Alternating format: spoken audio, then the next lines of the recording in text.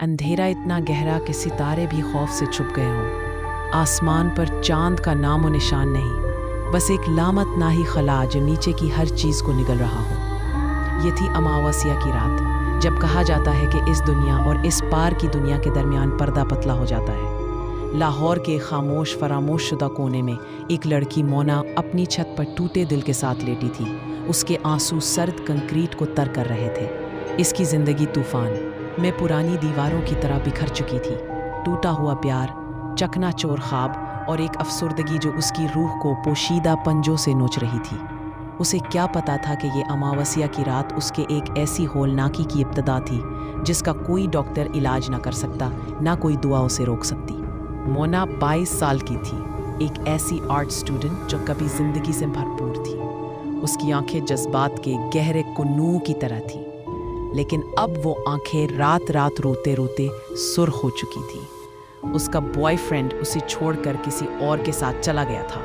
उसका खानदान अपनी परेशानियों में उसके दर्द को बमुश्किल देखता था, और ये सब उसके सीने पर एक बोझ की तरह धरा था कि वो सांस भी न ले पाती थी। इस शोम अमावस्या की रात वो झुकती हुई सीढ़ियाँ चढ़कर छत पर आई, जहाँ उसने बेस्तारा आसमान के नीचे सुकून मांगा। क्यों में वो सिसकियों में बोली। उसकी आवाज़ खालीपन में गूंज रही थी। थकन ने आखिर उसे दबोच लिया और वो जख्मी जानवर की तरह सिमटकर सिसकते सिसकते सो गई। जब सुबह की पहली किरणें उफ़ुक़ से छिनकर आई, मोना हिली। उसका जिस्म दर्द से चोर था, लेकिन ये महज दर्द नहीं था। इसे लगा जैसे उस पर कोई निशान लगा दिया गया हो। अपनी आस्तीन ऊपर की तो उसकी चीख निकल गई। उसकी बाजुओं पर सुर्ख निशानात थे, जैसे गुस्से से भरी हथेलियों के निशान। वो हल्के से जल रहे थे, जैसे आग से दागे गए हों। खौफ उसके दिल में दौड़ गया। ये क्या हुआ? उसने सरगोशी की, उन लकीरों को छूते हुए जो खून की रगों की तरह मरी हुई थी। उसकी टांगें, उसकी गर्दन, हर जगह ऐसे ही निशानात। ये कीड़ों के नहीं हो सकते थे। ये बहुत मुनज़्ज़म थे, बहुत इंसानी जैसे। और हवा में अब भी एक अजीब धाती सी बदबू थी, जैसे जली हुई अगरबत्ती और सड़न का मलहूबा। मोना घबराई हुई सीढ़ियां उतरकर घर में दाखिल हुई। उसने फौरन अपनी माँ को बताया, जो पहले तो उसे झड़कती रही कि रात को छत पर सोने की क्या जरूरत थी। लेकिन जब उसने निशानात देखे, उसकी आंखों में भी खौफ जागा। ये क्या है मोना? इसने पूछा, लेकिन मोना के पास कोई जवाब ना था। इसी दिन वो एक डॉक्टर के पास गई। डॉक्टर ने टेस्ट किए, मरहम दिए, एलर्जी की दवाएं तजवीज़ की, लेकिन उसकी आंखों में भी एक अजीब सी बेचैनी थी। ये शायद कोई जल्दी बीमारी है, उसने कहा, लेकिन उसका लहजा गैर यकीनी था। रात आई और मोना के दिल में एक अजीब सी बेचैनी थी। वो दोबारा छत पर चली गई।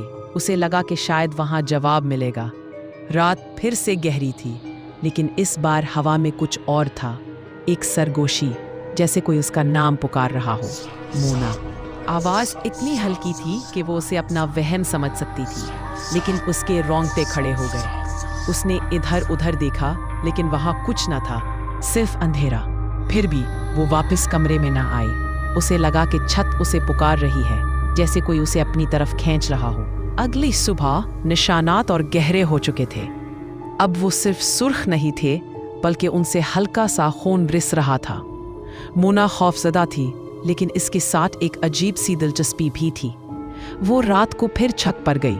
उस बार उसे एक साया दिखाई दिया। ये कोई इंसान नहीं था, एक लंबा धुंधला सा वजूद जिसकी आंखें सुर्ख कोयलों की तरह चमक रही थी। तुम क्यों रोती हो? उसने पूछा। उसकी आवाज़ ऐसी थी जैसे हवा में जहर खला हो। मोना के दिल में खौफ के साथ साथ एक अजीब सी राहत भी थी। कोई तो था जो उसके दर्द को सुन रहा था।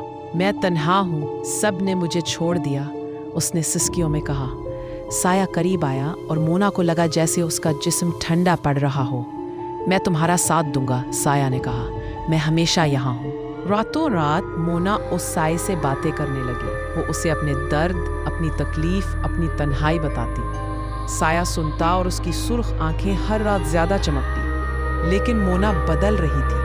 उसकी आंखों में रोशनी खत्म होती जा रही थी। उसकी हंसी गायब हो चुकी थी। वो दिन भर चुप रहती, बस रात का इंतजार करती जब वो छत पर जाकर उस साये से मिलती। उसके घर वालों ने देखा कि वो अजीब सी बातें करने लगी थी। वो मेरा दोस्त है, वो कहती, वो मुझे समझता है। एक रात अमावस्या की रात फिर आई।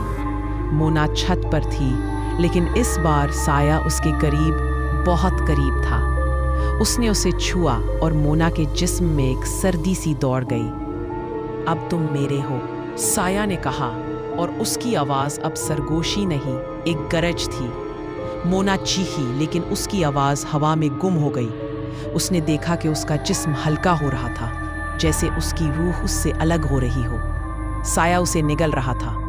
उसकी चीखें खामोश हुई और उसकी आंखों से आखिरी चमक गायब हो गई। जब सुबह हुई, मोना के घर वालों ने उसे छत पर पाया, लेकिन ये मोना नहीं थी। उसकी आंखें खाली थीं, उसका चेहरा बेजान।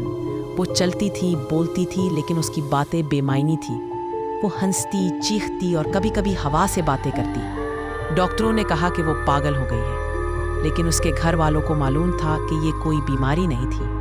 मोना की रूह कहीं और जा चुकी थी और उसकी जगह एक जिंदा लाश रह गई थी, जो हर रात छत पर जाती और हवा से सरगोशियां करती।